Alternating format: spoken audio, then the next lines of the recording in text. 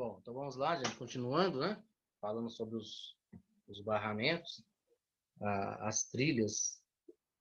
E esse slide aqui fala sobre isso, né? Que é o meio físico, tá, gente? Então, as trilhas, elas têm um material metálico, que é um material condutor, tá? Então, é um meio físico, né? Chamado de barramentos, em forma de trilhas paralelas, né?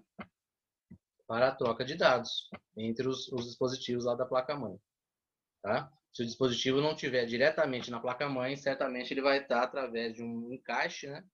Ou através de que nós chamamos de slots e sockets, ou através de interfaces, que são as conexões, e nessas conexões vão os cabos que vão até o dispositivo. Então, de qualquer forma, vai estar interligado a placa-mãe e seus barramentos e controlado pelos chipsets, beleza? E aí nós temos internos e externos, igual eu falei com vocês, né?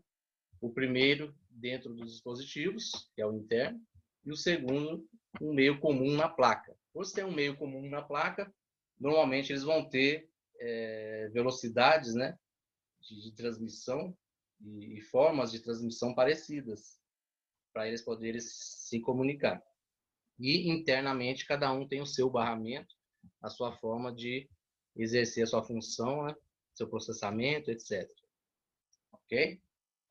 Isso aí. Então, praticamente, né, todos os computadores, todos os componentes de um computador, principalmente processador, memória, placa de vídeo, que são os principais, né? E diversos outros, né? São conectados à placa-mãe. Então, praticamente todos são conectados à placa-mãe, a partir do que chamamos de barramento, né? Igual eu falei com vocês, através de encaixe, né, de cada peça, precisando funcionar corretamente. Então, os encaixes, né, sockets, slots, as interfaces, conexões, né, cabos, então tudo está interligado, principalmente aos barramentos. Eles precisam ter contato com o barramento da placa, que somente através do barramento da placa eles vão estar interligados entre si, né? Agora nós estamos vendo aqui um desenho aí, ó. Ponte Norte, Ponte Sul, e o barramento sempre sendo interligado aos chipsets e sendo controlado por eles. Beleza?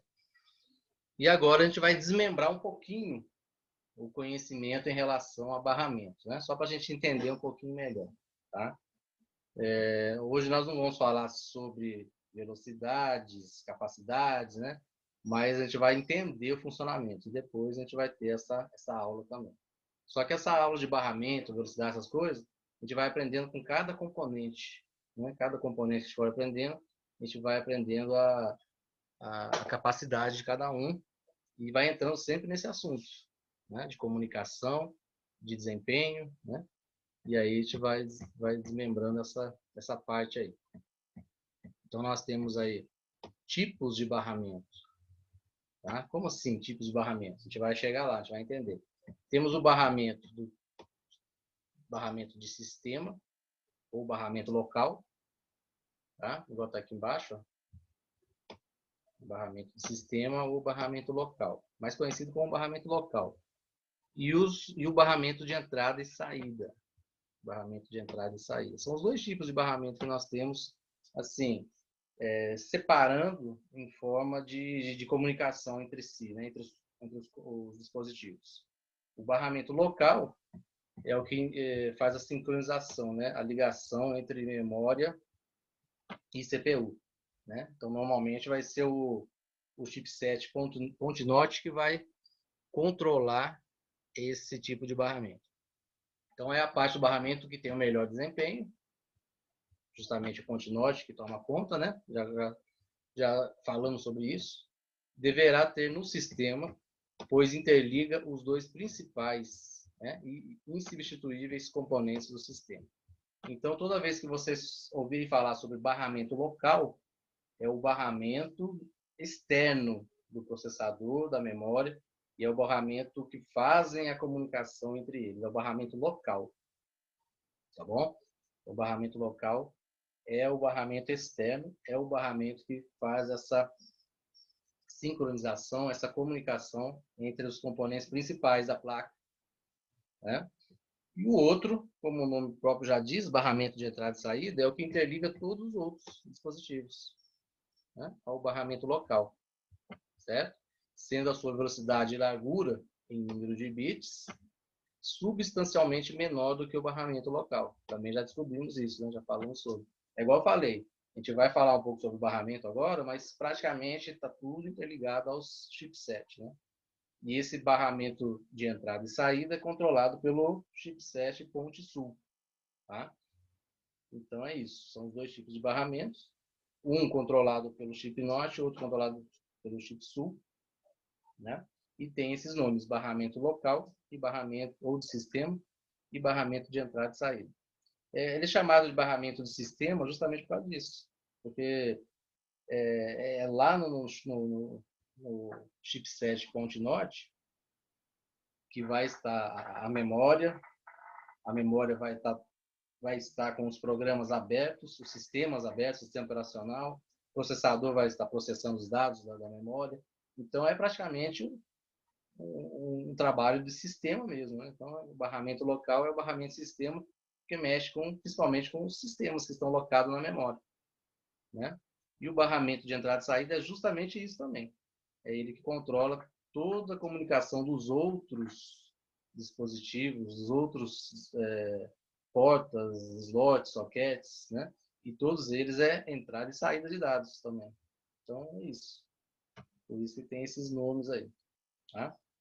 Então, há barramentos específicos, né, para praticamente todos os componentes conectados ao sistema. Então, todos têm seu barramento, sua forma de comunicar, né?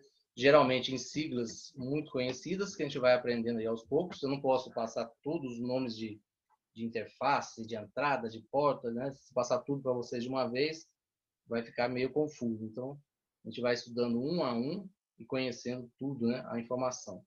Tá? Depois essa parte aqui que eu estou passando para vocês, a função. Primeiro a função de cada parte e depois a gente vai estudar cada parte. Tá bom?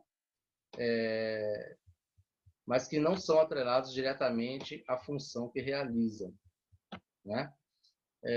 Bom, embaixo aqui nós temos uma informação a respeito de barramentos, que a gente vai conhecer agora também. Então, nós temos como exemplo ali uma CPU, que é o processador, temos ali a memória, temos ali as portas de entrada e saída. Tá? Então, está ocorrendo o que aqui? Aqui está ocorrendo agora quais são as funções do barramento. Agora a gente vai desmembrar o barramento, vai entender o que passa pelas trilhas, né? O que passa pelos barramentos. E, a princípio, esse desenho está mostrando para vocês que a parte de baixo aí, que está interligando os dispositivos, né? Os componentes, é o barramento. E nesse barramento tem ali, ó, linhas de controle, linhas de endereço e linhas de dados. Isso aí que nós vamos entender agora. Tá? Barramentos e funções. Tá? Então, existem 3 funções distintas nos barramentos de computador. Certo? Conectam o processador, a memória e os outros componentes conectados a ele, pelo que chamamos de barramento de entrada e saída. Já falamos agora há pouco ali, né? Então, nós temos aqui no desenho o processador, a memória, como se fosse o barramento local, né? O barramento de sistema. E, generalizando aqui, ó, entrada e saída, todo o restante, certo? E mostrando para vocês aí, ó, o barramento de endereços, apontando para memória, que seria o barramento local, né? E apontando para o barramento de entrada e saída, que é o restante.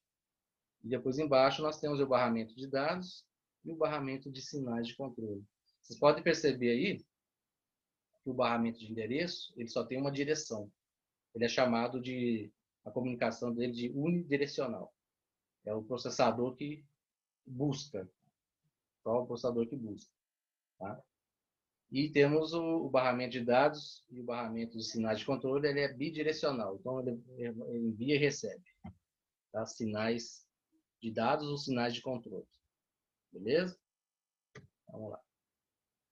Bom, primeiramente o barramento de dados. Ele vai entender aqui, ó. Barramento de dados. Então está aqui o barramento de dados.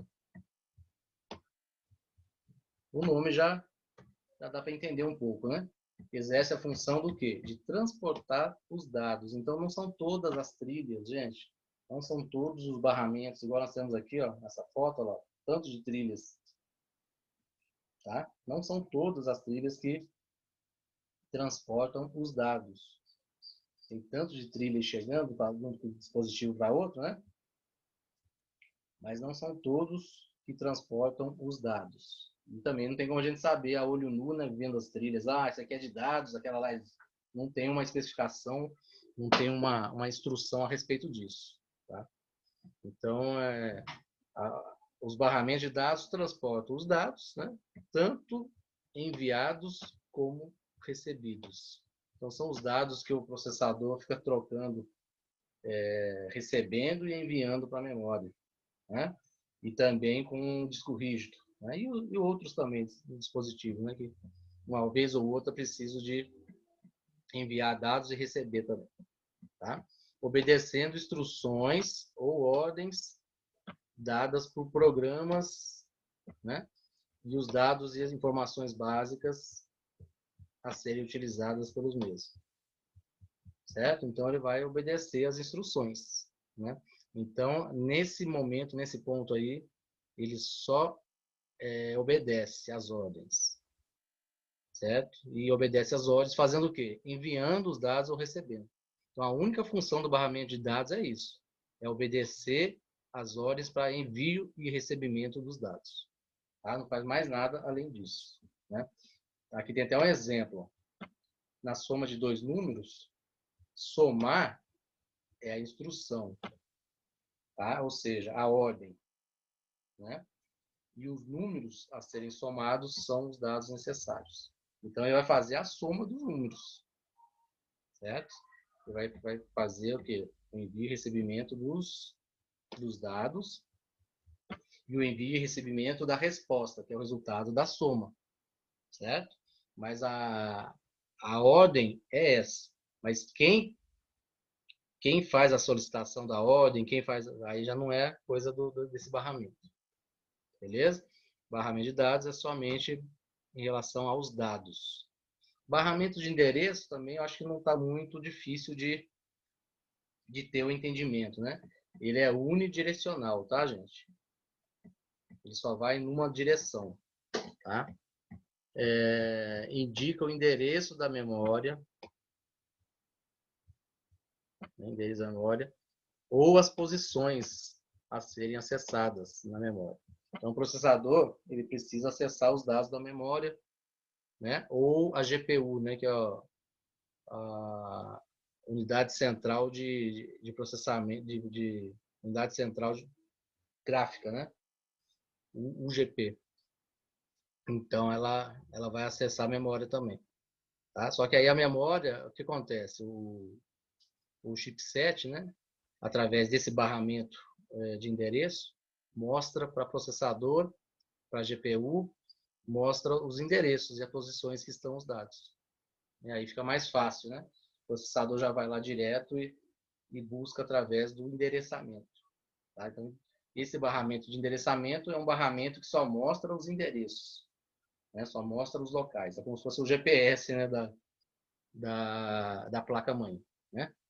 Só mostra a direção, as posições em que estão os dados gravados lá na memória. Beleza? É o barramento de endereço. E, por último, o barramento de controle é o barramento que faz todas as ordens, né? as instruções, as atividades. Ele que fica por conta de falar, ó, faz isso, ó, faz aquilo, é assim, tem que ser, é para cá, é para lá. Então, ele seria o instrutor da situação aí, né? Então, ele regula as funções, tá? Limitando ou expandindo, né? De acordo com a demanda, né? espera um pouco, tem alguém na fila na frente, a ordem de cada instrução, de cada processamento, né? Toda a organização de controle. Por isso que é o barramento de controle. Responsável por transferência de sinais, né? De controle, ou seja, de leitura, de escrita, início de operações matemáticas, né? Aritméticas, interrupção, né? Para parar, reciclagem, sincronização, então, tudo, né? Todas as atividades de controle é o barramento de controle. Então, assim, isso aí já era assim, intuitivo para a gente, né? Porque o chipset controla os barramentos, né? Pela comunicação de todos os componentes. Então, o que se passa? Já que ele controla, então ele tem que orientar as funções de cada um, a hora certa, o que tem que cada um fazer. Isso já era entendível, né? Também a questão de troca de dados. Ele também organiza essa troca de dados, né? Faz essa troca de dados entre os componentes. E, logicamente, indicando o endereço, a posição exata que está cada informação, cada dado. Então, isso, assim, já era imaginável. Só que a gente não imaginava que as trilhas eram separadas, né, gente? As trilhas são separadas através de cada função. Tá? Então, são 3 funções e as trilhas são separadas. Cada trilha para uma determinada função. Para a função de transporte de dados, para a função de endereçamento e para a função de controle das tarefas. Beleza? Então é isso. Então nós temos 2 tipos de barramentos que nós aprendemos, correto? 2 tipos de barramentos.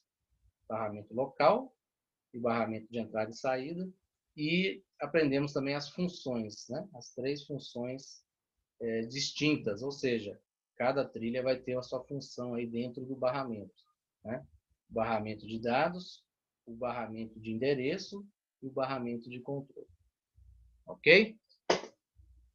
E aqui nós vamos falar um pouquinho agora, voltando no tipo, né? No tipo de barramento, vamos falar um pouquinho dos barramentos de entrada e saída, né? Aí já voltamos agora no tipo de barramento, né? E não na função. Então, além da comunicação entre o computador e memória, a gente pode adicionar diversos outros dispositivos. Então, são diversos mesmo, né?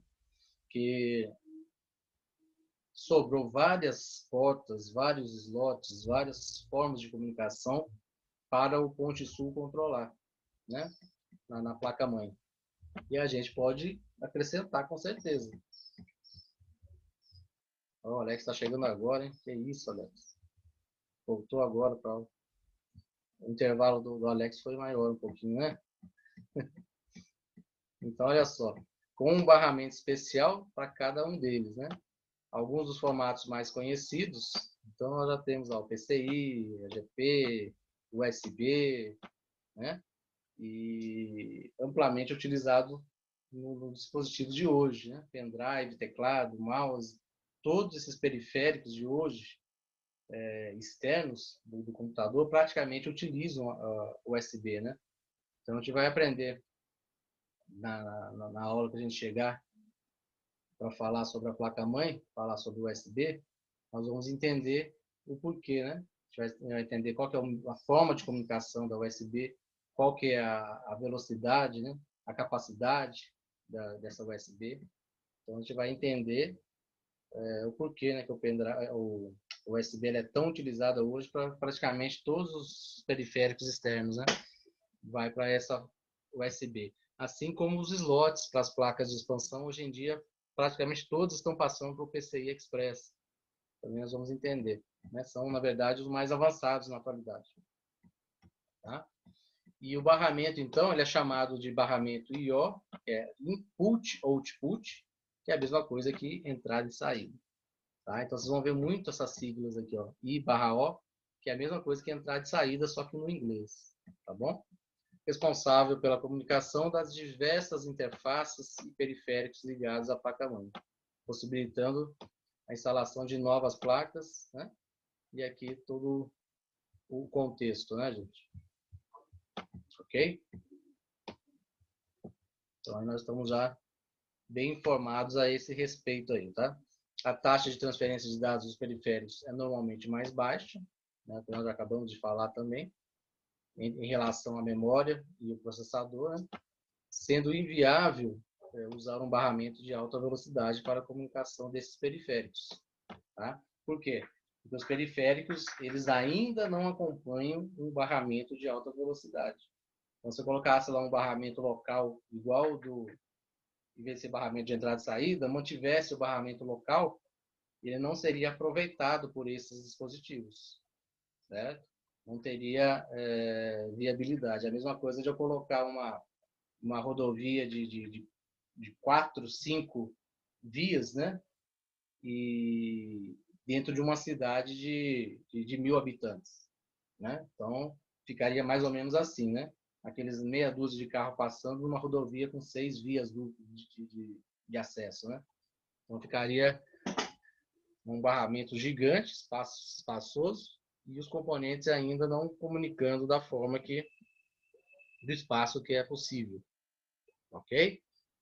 Então é isso. Aqui os exemplos, né, gente? Vários exemplos aí que nós temos: placa gráfica, placa de rede, placa de som, mouse, teclado.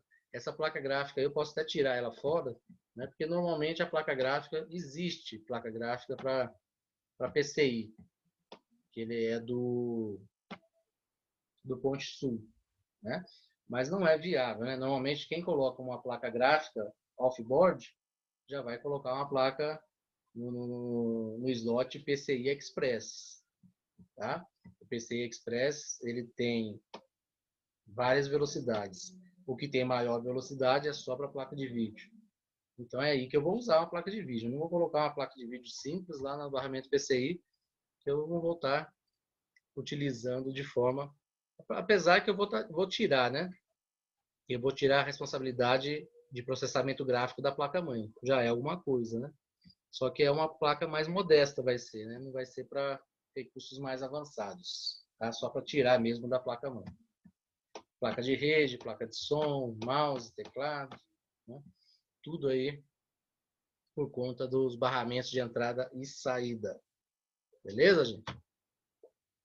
Agora vamos falar sobre isso aqui, ó. Isso aqui praticamente está relacionado ao barramento local também, tá? Barramento local. Vocês estão vendo aqui, ó. Exatamente aqui, ó. Tá? O barramento frontal, tá? Esse FSB, certo? Tá falando justamente o que eu falei lá atrás, né? Que as frequências com quais os processadores trabalham são conhecidos como clock interno. Esse clock interno aqui ele é absoluto do processador. É uma velocidade absurda, né, de processamento. Nada acompanha essa velocidade de processamento, esse clock interno do processador. Tá? É algo único dele, certo? Então ele recebe, ele processa e devolve com uma velocidade que ninguém acompanha. Ok? Mas os processadores também contam com o que chamamos de clock externo, certo? O clock externo, aí o clock externo, que é justamente isso aqui, ó, barramento frontal, né? Ele vai acompanhar a velocidade, né, a troca de informações com o restante dos dispositivos, certo? Então, o que é conhecido como barramento local, né, os dois tipos, né, barramento local ou de sistema e o barramento de entrada e saída. Aí o processador ele tem esse barramento frontal que está relacionado ao barramento local, né? Esse aí é o barramento local do processador, chamado de barramento frontal. Tá? Através dele que ele utiliza essa comunicação entre outros, com os outros, né? Através do barramento local. Tá? Então, o FSB, né, existe porque, devido às limitações físicas, os processadores não podem se comunicar com o chipset e com a memória RAM, né? Ou seja, mais precisamente com o controlador da memória. que pode estar no ponte norte do chipset, utilizando o quê? A mesma velocidade do clock interno. Então, o que está falando aí é o seguinte, ele não pode comunicar, aliás, na verdade, ele comunica, tá? Só que ele está falando que ele não pode comunicar com a mesma velocidade do seu clock interno, certo? Então, a CPU comunica com a memória, com a placa de vídeo, com o chipset ponte norte, ele comunica. Só que ele comunica com um clock externo, tá? Assim, quando essa comunicação é feita, então o que acontece? O clock externo de frequência mais baixa é que entra em ação, tá? Digamos que é o clock de sincronização, né? É o clock externo. É o clock que sincroniza a comunicação de todos os componentes. É aquele clock que todos são capazes de alcançar. Tanto a memória, com a placa de vídeo, com a CPU, processador, né? E o chipset norte controla isso. Então, é aquele clock de sincronização. É o clock que todos alcançam igualmente. E aí a conversa entre eles flui de forma igual. Certo? E no caso do processador, o clock interno fica só para ele. Né? Tem essa diferenciação, então. E isso ocorre com todos os outros, tá, gente? Se a placa de vídeo também tem uma capacidade maior do que o clock externo, ela tem o clock interno dela que ela faz o processamento gráfico. Mas o clock externo acompanha o processador e a memória e o chipset continue para sincronizar essa comunicação. Assim que funciona, então, de forma a ficar tudo, né, bem certinho, né, para não ter falhas, erros ou até mesmo aquele, como fala? Esqueci a palavra, mas ficar de forma ocioso, né? Esperando os outros para trabalhar, tá? Então tem que ser tudo igual aí, a comunicação. Aí falando sobre o barramento local, né? Ou de sistema, acabamos de falar novamente sobre o barramento de entrada e saída. Voltamos também no barramento local para finalizar alguns conceitos aí, né? Então o barramento local dentro do barramento local, nós temos o barramento do processador, barramento de cache e barramento de memória, tá? Que é de cada componente, né?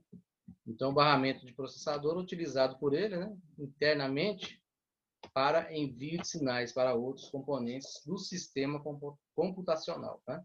Atualmente, os barramentos dos processadores, ou de transferência de dados, né, têm sido bastante aprimorados com objetivo de maior velocidade. Tá? Então, ou seja, é lógico, né? É óbvio que a tecnologia tenta avançar, eles trabalham para isso a todo momento, a todo instante. Então, é certo de que essa comunicação externa, né, esse barramento do processador de forma externa,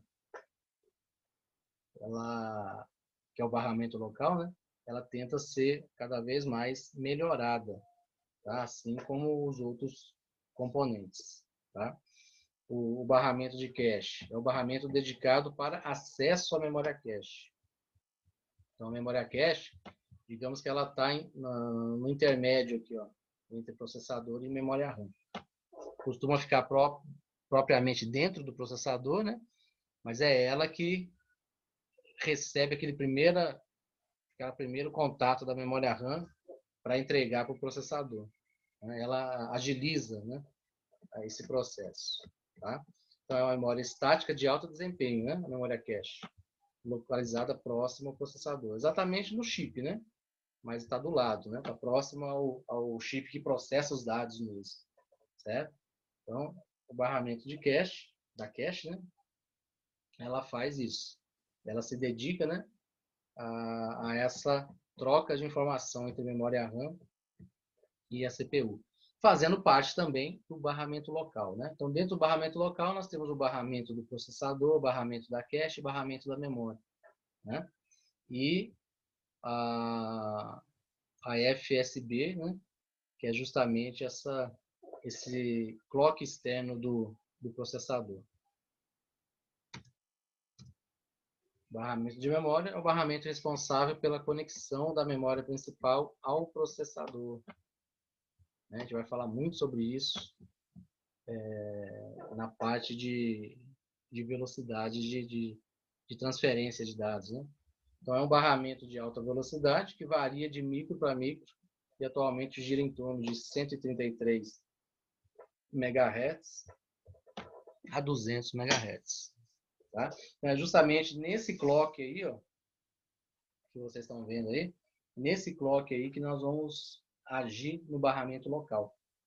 Tá? Então, o barramento local vai ter um clock, né? Resumindo tudo, o barramento local vai ter um clock para trabalhar isso tudo que nós vimos aí, ó, FSB, barramento do processador, barramento da memória cache, todos esses barramentos estão relacionados, envolvidos ao barramento local, e o barramento local é o chamado clock externo, que vai ter essa velocidade que vocês estão vendo aí, ó, entre essa velocidade aí. Esse aí é a velocidade do clock externo.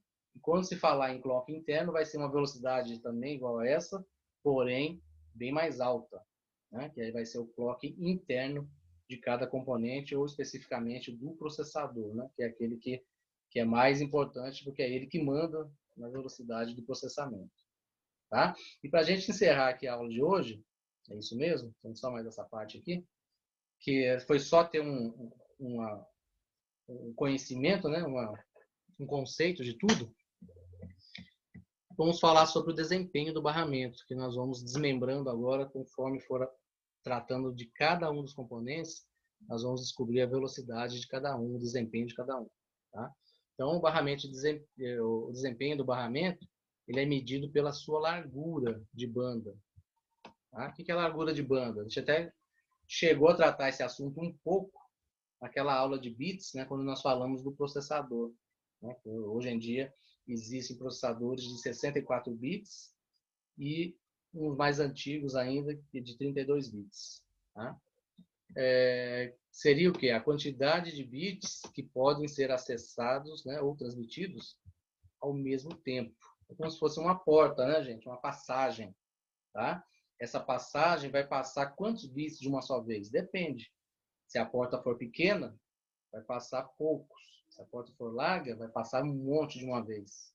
Né? Então, depende do espaço, da banda, né? Da largura de banda. Se a banda for larga, os bits, é capaz dos bits passarem de uma vez e processarem os dados já de uma vez. Agiliza muito mais. Agora, se for uma banda menor, vai ter que ser dividida a passagem dos bits daquele processo, né? E aí a resposta vai ser bem mais lenta, né? Então, isso é um ponto do desempenho do barramento. Outro é a velocidade da transmissão, a velocidade com que os dados vão trafegar, né? Vão ser transmitidos, tá? Normalmente medido em bits por segundo, tá, gente? Aqui, ó, bits por segundo. Uma coisa que vocês vão acostumar, tá? Porque a gente vai tratar muito de byte, né? Byte, kilobyte, megabyte, gigabyte. Isso aí está relacionado a dados, a quantidade de dados de armazenamento. Toda vez que for tratar armazenamento, nós vamos tratar dessa forma aqui, ó.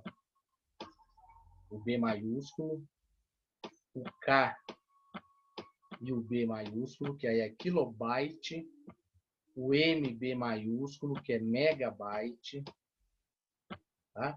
O GB maiúsculo, que é gigabyte. Isso aí são informações para armazenamento, ou seja, está convertido em byte, né? É para a nossa linguagem. Agora, no caso da transmissão de dados, na comunicação, eles são tratados como bits. Tá? Eles não estão convertidos, né? São informações brutas da máquina, tá? É transmitido por bits, não está convertido em bytes, né? Igual a velocidade da internet nossa, né? O meu celular tem 3 gigabits de transmissão de dados, né? Então, se a gente for fazer essa informação real, a gente tem que dividir por 8 ainda, para saber em bytes. exato, quanto que é de dados que transmite. Então, esse negócio é meio que, não é uma enganação, né? Mas não é real, né? Não é real para a nossa linguagem, certo? Igual aqui, ó, velocidade, ó, 10 bits por segundo, porque está minúsculo. Ó. Como que eu sei que é bits? Está em minúsculo. Ó. Aqui, ó. 160 kilobits por segundo, 100 megabits por segundo, 1 gigabits por segundo. Tá? Essa é a informação real de transmissão de dados. Então, é em torno do quê? De 1000, esse aqui, ó, 1 bilhão, né? Gigabits é 1 bilhão. 1 bilhão de bits. Se eu quero transformar esse 1 milhão, esse 1 bilhão de bits em real mesmo, em informação exata para me saber, eu tenho que dividir por 8, e aí eu vou saber exatamente, né, em bytes, essa informação. Tá? Mesma coisa aqui, ó, 100 megabits por segundo. Então, toda vez que vocês verem a sigla MB e o B for minúsculo, é porque está em bits. Se o B tiver maiúsculo, a informação está em bytes. Tá? E as internets aí, elas são velocidades de transmissão. Então, quem vende aí falando que é gigabyte, né? A velocidade, está mentindo, porque não está medido em gigabyte. Isso aí é só para, né, fazer uma... Quem entende mesmo do assunto sabe que não é real. Que, na verdade, a velocidade da internet que eles vendem é em gigabits por segundo. Tá? E para ser em gigabyte, tem que fazer a transformação. Certo? Mas aí, né, no mercado sabe como que funciona, né, gente? Quem vende como gigabyte aí está mentindo aí. Tá? A informação é em gigabit. Ok? Então, nós encerramos aí, né? Nós vamos descobrir os desempenhos de cada um dos componentes, né, através da largura da banda e através da velocidade de transmissão ao decorrer aí do estudo de cada um deles agora. Né?